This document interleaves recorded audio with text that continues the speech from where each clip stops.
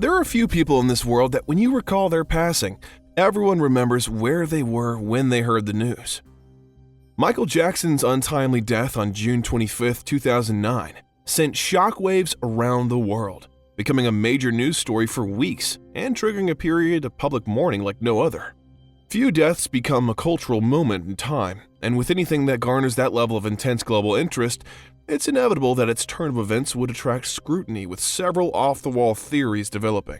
From Elvis Presley, Marilyn Monroe, and Princess Diana, to the assassination of JFK, no public figure who has died in such tragic and mysterious circumstances hasn't fallen victim to their final moments being shrouded in unrelenting speculation. And Michael Jackson is no different. For a celebrity known for his larger-than-life image in the public eye, conspiracy theories surrounding his death have been equally as bombastic. Did Michael Jackson in fact die on that day? Even if he did it play out exactly the way it was reported? Was it fully accidental, or was the King of Pop intentionally murdered by another authority? An intense fear he expressed privately on many occasions, and even believed by members of his family. In this video, we will be investigating the sources and legitimacy of some of the wildest conspiracy theories surrounding Michael Jackson's ultimate demise. Here's the detail. Official documents made available to the public since June 25, 2009 state that Michael Jackson died of acute propofol and benzodiazepine intoxication at his Holmby Hills residence in Los Angeles, California. Dr. Conrad Murray, Jackson's personal physician at the time, reported finding Michael Jackson unresponsive in his bedroom, not breathing, and with a weak pulse. Dr. Murray immediately administered CPR, but to no avail. When emergency services were eventually called, Michael was transported to the UCLA Medical Center, where he would ultimately be pronounced dead. On August 28, 2009, the Los Angeles County Coroner made an official statement classifying Jackson's death as a homicide. The coroner stated that he died from the combination of drugs in his body, including the anesthetic propofol that Dr. Conrad Murray had been giving him to treat his sleep problems for 2 months prior to his death. Regardless of what is considered an accurate set of events surrounding the King of Pop's death, many alternative, not to mention downright wacko concepts continue to persist. 1. A common theory regarding Michael Jackson's death is that it was no accident. Although it was ultimately Dr. Conrad Murray who was convicted of involuntary manslaughter, many believe there might have been some elaborate plan behind the scenes. A theory Jackson expressed on many occasions during stints of paranoia. Michael struggled with these dark themes of suspicion regarding his well-being for many years prior to his actual death. During an interview with Oprah Winfrey, Lisa Marie Presley claimed that Michael shared similar concerns during their marriage. She said that Michael would express fears of being targeted by unnamed parties to gain access to his half of the Sony/ATV music publishing catalog, then worth hundreds of millions of dollars. 6 years after his death, an alleged federal agent came forward to expose one of Michael Jackson's final phone calls. During this call, it appears that Jackson feared a plot had been hatched for his murder by federal agents. In addition, a note was recovered, allegedly written by Jackson just weeks before his death. The note was even more explicit, reading, "They are trying to murder me." That Michael was, quote, "scared about his life," and, quote, "the system wants to kill me for my catalog." In her 2011 memoir, Michael's younger sister LaToya Jackson shares her theory concerning what she feels really killed her brother. LaToya indicated that Michael was suspicious that he was going to be killed due to others wanting to profit from his estate. As a result, LaToya herself suspected a conspiracy behind Michael's demise, a plot by his business advisors and medical staff to work him to death as part of the preparation of his This Is It comeback tour. Specifically, she became suspicious of Michael's final business advisor, Dr. Tome Tome, and other colleagues. Quote, "As soon as he began acting as Michael's business advisor, he fired key people who had been close to Michael for years."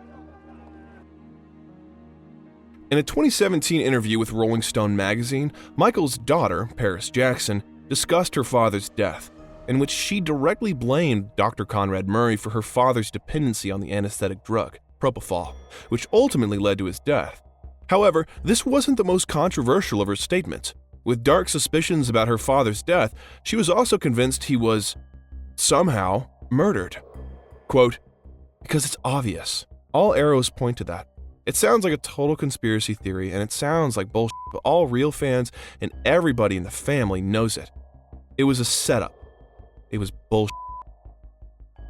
Paris also commenting on her, quote, lingering distaste for AEG Live, the company responsible for organizing her father's This Is It tour. Catherine and Michael's 3 children sued the concert promoter in 2010, claiming that the company was negligent in hiring Dr. Conrad Murray to provide suitable care for Michael Jackson. The Jackson family lost the wrongful death suit against the company, with the jury accepting AEG's argument that Michael was responsible for his own death. However, in Paris's eyes, quote, AEG does not treat their performers right. They drain them dry and work them to death. 2.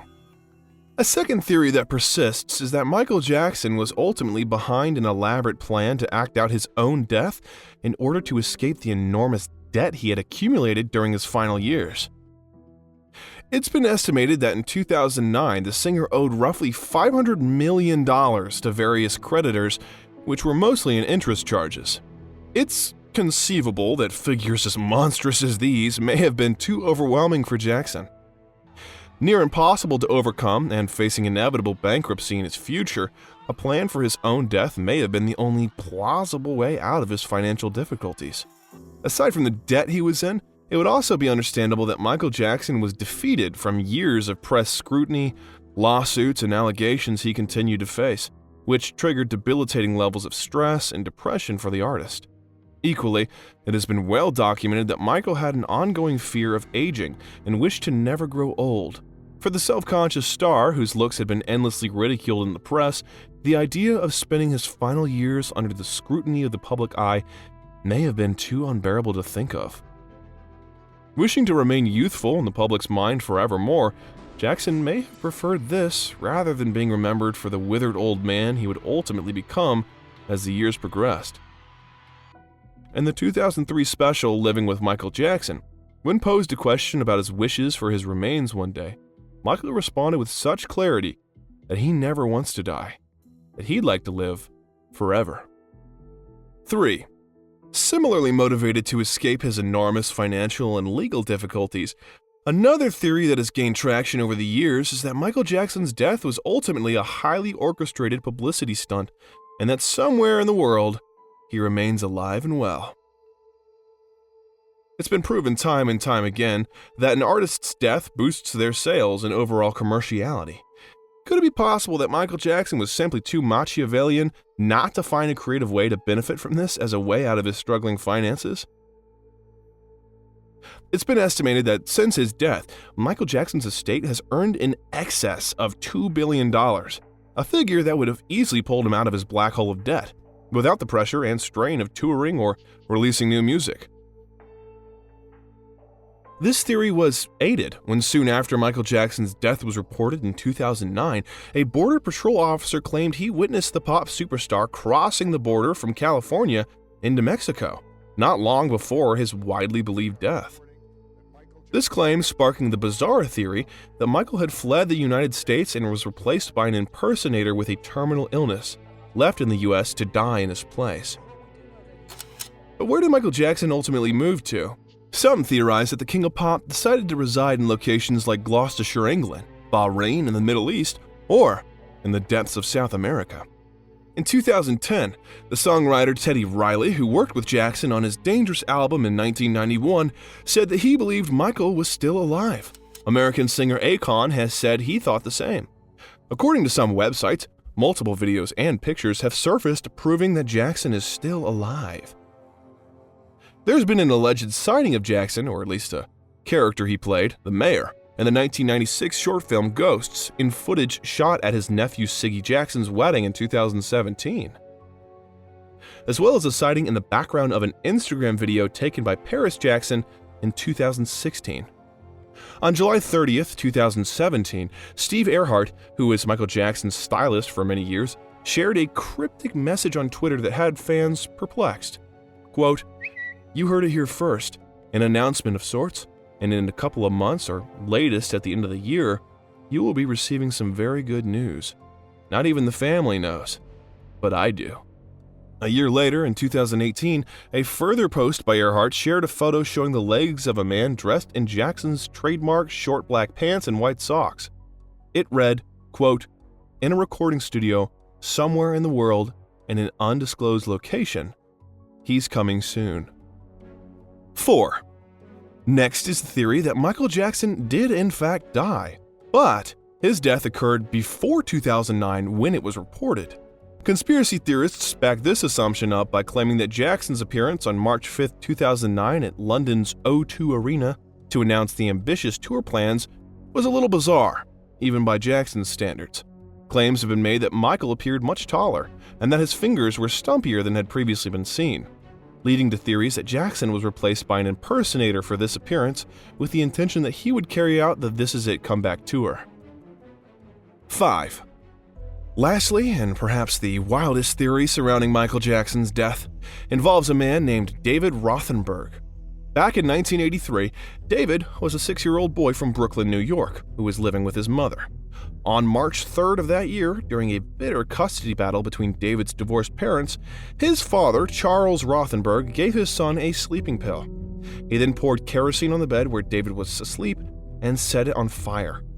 The father watched the events that unfolded from a phone booth across the street from the motel where his son burned.